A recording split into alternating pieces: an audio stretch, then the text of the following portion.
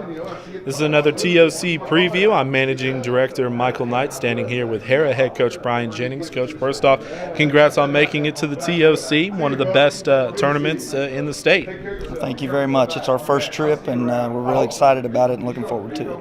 When you talk Hera basketball this year, everybody knows about the brothers. One committed to ORU. Coincidentally, he'll get to play in the Mabee Center for 3 days, and then the other being committed to OU.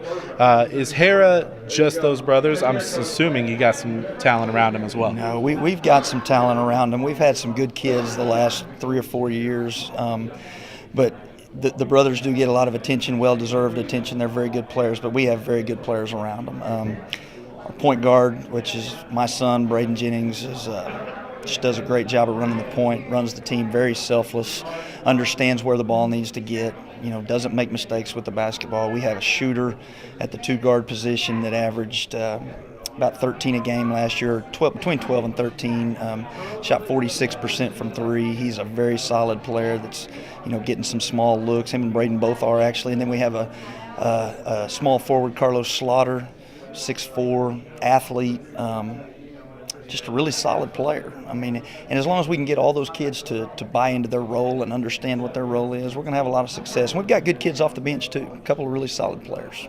You open up tournament play with Edison, correct? No, we have a Toka. They made a deep run in last year's tournament. Were very impressive. 4A versus 3A. It's going to be a tough first-round matchup for you.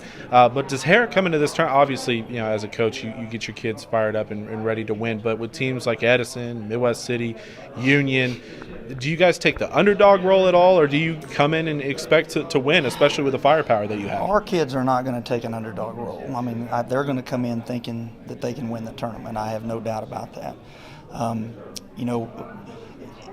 to be honest with you, with the commitments that we have, everybody expects us to win games.